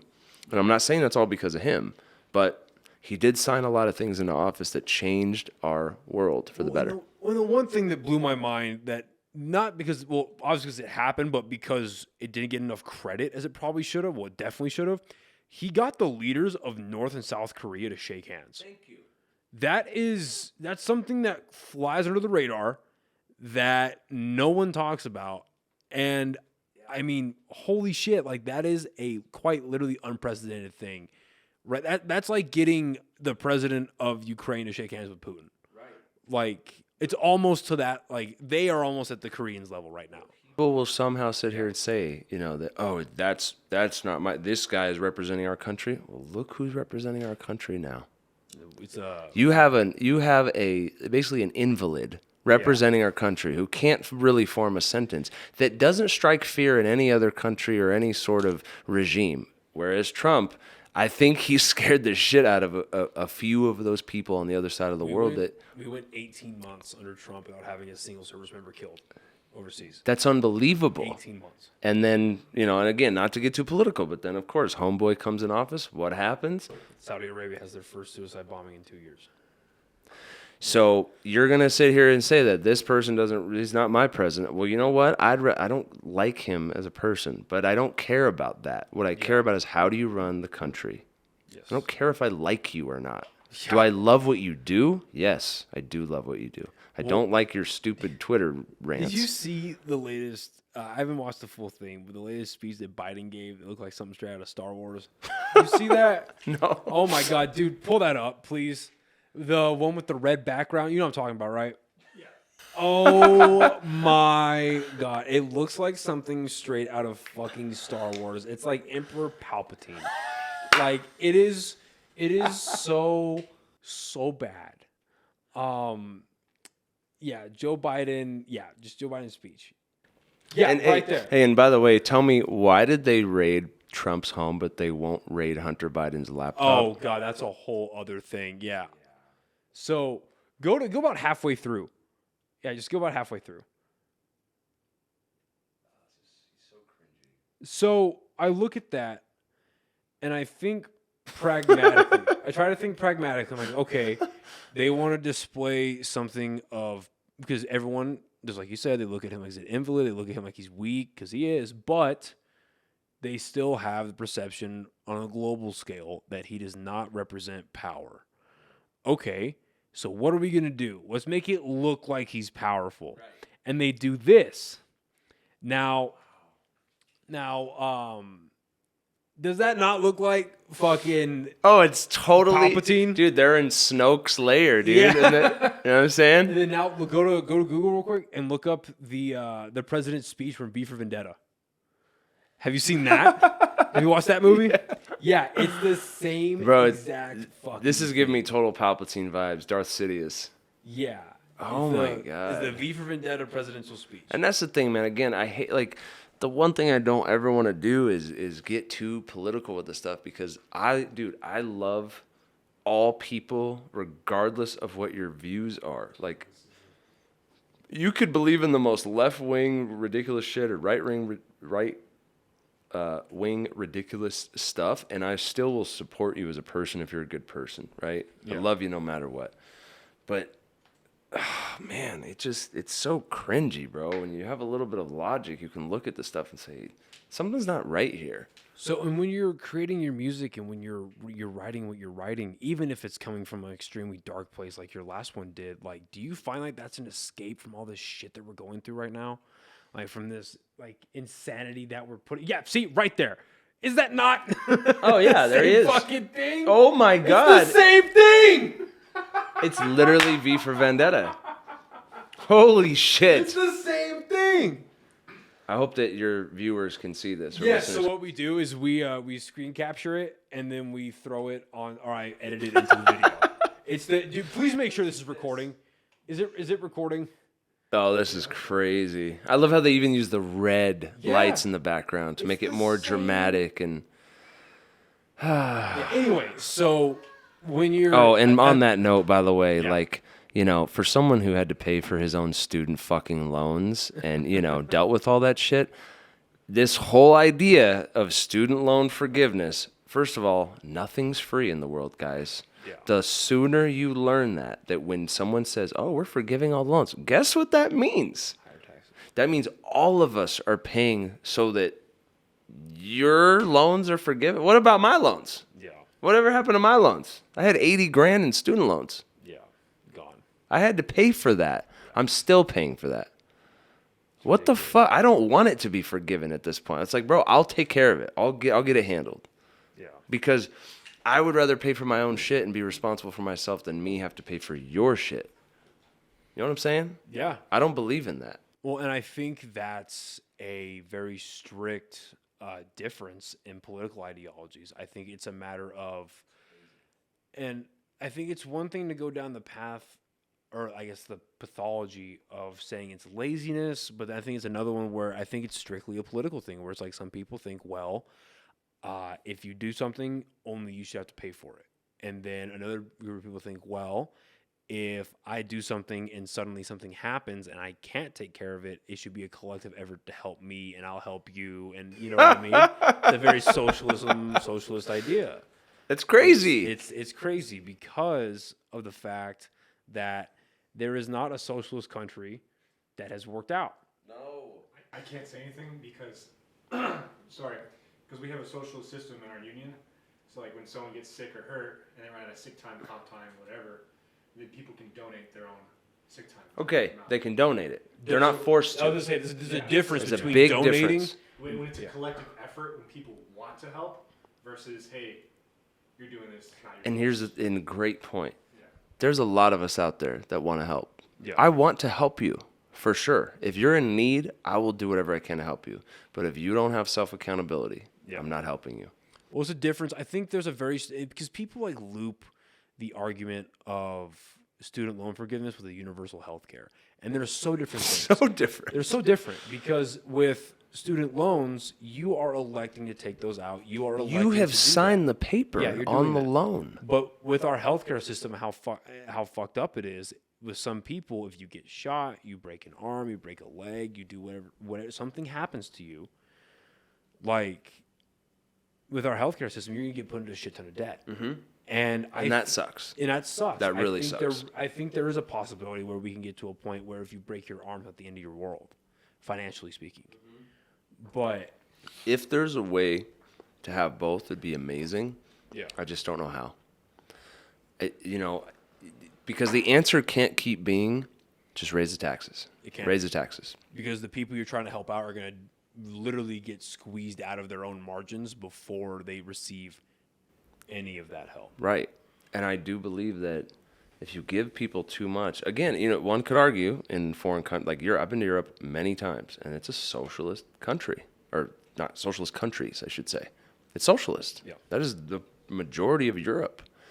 Somehow they figured it out, and so to that point, when I'm over there on that side of the world, I'm like, damn, it is more peaceful here. Yeah. Something seems to be more figured out here. But there's a lot of shit, too. There's a lot of poverty, Yes. living in kind of squalor. You know what I'm saying? When you're over there, it's like, it can be very dirty. Well, there's an idea also, I think what everything branches under is that there's an idea of independence that's not, I've never been over to Europe. I've never been over to those parts well, I've been to Europe, but I haven't stayed there extensively. I just feel like there's not a idea of extended independence.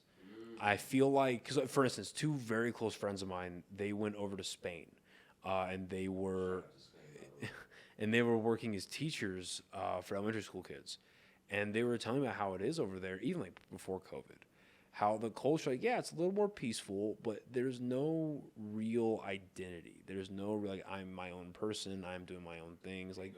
Sure, there's independence, but there's not an idea of self-authority. And then people say, well, that's not that bad. It's just a frame of mind, whatever. Well, it became really bad when the police started going down the streets during COVID and throwing people in the back of squad cars when they weren't wearing a mask. Right. When they were arresting people for going to the grocery store. That's when that becomes a problem, because when you're no longer having that self-authoritarianism, it's okay, I'm not me, I am a police officer. I am a part of a collective. I am not me. I am only a teacher. I can only fit this role. I can only be a baker. I can only be a engineer, a construction worker, whatever it is. Mm-hmm. It's in America, for all of our faults, I am, for my profession, I do this, but honestly, I am A, B, and C. Yeah. There's a whole, people have an entire identity here that is almost exclusive to America. And I think that is to bring it all back in responsibility, I think that is a direct product of that idea. It is beautiful. And I honestly didn't connect the two till just now, but have you guys read, I'm sure you have, because you guys probably made to read it in school, The Giver. Oh, yeah. Yeah. That's what the whole book's pretty much about, right? He's trying to find his own little path. And in a socialist world. Yeah, in a socialist world. Yeah. I think there's good things to take from it, and I think if we could get some sort of universal health care, I don't even have health insurance, even for a year, even when I was killing it in corporate America, I said, fuck it, I'm not even doing it. I'm not paying $400 a month for insurance, which is crazy. I should, but that's a lot of money for insurance, right? Yeah. So I do believe that, there should be some sort of change in the healthcare system to where it's more affordable. I mean, it seems like it's a racket, but to then just overgeneralize and make that everything, that everything should be social. And if I choose to work my ass off way harder than you, why am I punished for that? Yeah. Why am I paying an exorbitant amount so that you can just be doing your little job, which is fine. I love you for that, right? But why am I paying for you? That's what socialism is, basically. Yeah. I get raked over the coals for making more money so that you can have a more comfortable life. That doesn't make sense to me. And then, you say all of that, and a lot of people will hear you say what you said, but then also hear, was like, well, I want to help you. I want to be able to help you out and do these things for you. You say, oh, he's just saying that to cop out. Like, no, like, but for instance, like, in practice, like, actually seeing you put that to work, that live show, there was as much production value, there was as much attention, and there was as much love for Savings, for Cy Montero, and there would have been for Slums. I mean, they were the fucking headliners for your own release. Like, you put these guys up and you gave them as much space, as much time as you gave yourself. Mm-hmm. And I think that speaks to the kind of person you are, and I think that speaks to your work ethic. Because, like, yeah, these people made their cut, they paid their dues. Right. I'm in the position that I'm in where I can throw a party like this, where I can throw a venue and a show like this. Mm-hmm. They're fucking talented, which all of them are. I'd love to sit down with Savings. I think they're great. Yeah. They were great live. But, yeah, big shout out to them. But they paid their dues, they earned their respect, and now they went out and did the thing. Right. So I think that what you're saying right now is not a load of bullshit. And that's the thing. Again, it sucks because I know I get prejudged, and it's hard to talk about this stuff because I have pretty passionate views on things. Like, I never want to come across as an asshole, but I can be an asshole when it comes to certain things. Like, I believe in working hard for what you want. I believe in that. And I don't think if you're not working hard, you should be rewarded. I don't. Why are you rewarded for not working hard? Now, that doesn't mean that I don't believe in helping people. I really do. I help people all the time. I will pay for someone's groceries behind me I will give the guy money at the corner. I will buy someone lunch. I will donate money to St. Jude's and Wounded Warriors and all these different things that I believe in. I think that's awesome. That's because it's a choice. It's my choice. I want to do that. And I think there's enough people around the world or in our country that would give voluntarily, that do give. I try to give 10% every year. Do I always hit that? No, I'll be honest. But I try to give 10% of what I did back somehow. Whether it's to kids, to a foundation, to the guy at the corner, the homeless guy who needs a meal, who's asking for beer money. I say, are you hungry? He says, I'm starving. I said, let's get you some food. I believe in that. But I don't believe in handouts, even though that could be seen as a handout. I don't believe in just handing out money. No, yeah, there's a difference between donating and doing things because it's a matter of choice. Right. It's a matter of doing this because I want to, but now you're forcing me. Yeah, you're going to tax me more. Continuously gouge my paycheck for stuff that I didn't. Like, we're falling back, not to get too down the rabbit hole. We got to cut here pretty soon, but like, this is. In my opinion, it's slowly but surely, I think you know where I'm going with this, slowly going back into taxation without representation. Yeah. It's slowly getting back into that. And then I feel like with the way things are going, if we fall back into that trap, we can't necessarily pull ourselves back out without something major happening. But, yeah, it's the fall of Rome with Wi-Fi. Yeah. That's what's going on. Seriously. Yeah. We're witnessing it right now.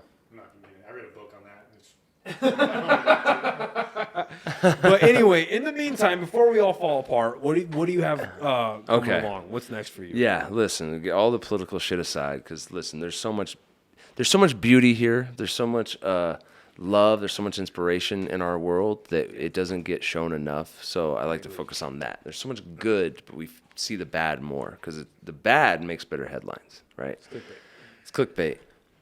What's the question? What do you got coming up? Okay, so I'm working on the next project. I've been real secretive about it. KLD dropped. I've been promoting that. It's done really well on Spotify. I'm super excited about that. Got on some major playlists, which was like a first. Saw that. It's fucking awesome. It's funny. One of them's like super sad, depressing songs 2022. I'm like, okay, all right, I'll take that. And then the other one's like hot sex songs, whatever. And it has like 170-something thousand followers on it. I'm like, okay, fucking great. But right now I'm working on the next what's coming next. I have videos coming out that have already been made for this album, but I'm working on the next set of music, which is going to sound a little different than what just came out. A little bit of a different direction. We're also going on tour.